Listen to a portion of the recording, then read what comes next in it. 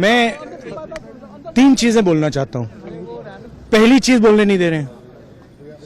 मोदी जी घबराए हुए हैं। आपने देखा जो ट्रेड डील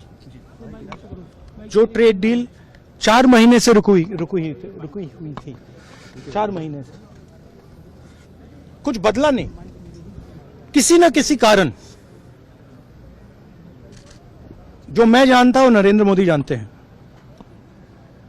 नरेंद्र मोदी जी ने कल शाम उस डील को साइन कर दिया। नरेंद्र मोदी जी पर प्रेशर है, भयंकर प्रेशर है। और नरेंद्र मोदी जी का जो इमेज का गुब्बारा है, जो हजारों करोड़ रुपए लेकर बनाया गया था, वो फूट सकता है। इशू ये नारावाने की स्टेटमेंट नहीं है, ये साइड शो है, और वो भी जानते हैं, मैं भी जानता हूं। मेन बात यह है कि हमारे प्रधानमंत्री को कॉम्प्रोमाइज कर दिया गया है। किसने किया है, कैसे किया है, यह हिंदुस्तान की जनता को सोचना है। मगर इतिहास में पहली बार हिस्ट्री में एलओपी को प्रेसिडेंशियल एड्रेस में नहीं बोलने दिया। बाहर बोल दीजिए, जो अंदर नहीं कहा दिया जा रहा है। वो तो ऑटोमेटिकली होगा जी। बट ये आप समझिए, और हिंदुस्तान के जो किसान हैं, आप सब समझिए कि इस ट्रेड डील में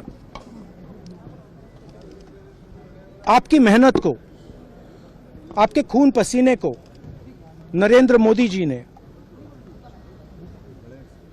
बेच दिया है। और वो इसलिए बेचा है क्योंकि ये कॉम्प्रोमाइज्ड है। सिर्फ आपको नहीं बेचा है, देश को बेचा है। इसीलिए मुझे वहां नहीं बोलने देना है। नरेंद्र मोदी जी डरे हुए हैं, क्योंकि जिन लोगों ने उनकी इमेज बनाई है, वो अब उस इमेज को फोड़ने लगे हैं। एक अदानी जी पर केस है यूनाइटेड स्टेट्स में। वो अदानी जी को टारगेट नहीं कर रहा है, वो नरेंद्र मोदी के फाइनेंशियल स्ट्रक्चर को टारगेट कर रहा है।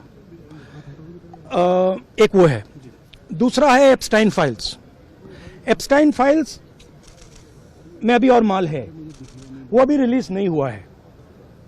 इसीलिए इस दबाव में आकर एप्स्टाइन फाइल्स में जो पूरा देश जानना चाहता है, मगर अभी अमेरिका ने रिलीज नहीं किया है। और दूसरा जो अदानी जी पर केस है, जो एक्चुअली मोदी जी पर केस है, क्योंकि वो बीजेपी का फाइनेंशियल स्ट्रक्चर है, मोदी जी का फाइनेंशियल स्ट्रक्चर है। तो ये 2 प्रेशर पॉइंट्स हैं। और आप ये बात समझ लो, देश ये समझ ले कि प्रधानमंत्री कॉम्प्रोमाइज्ड है।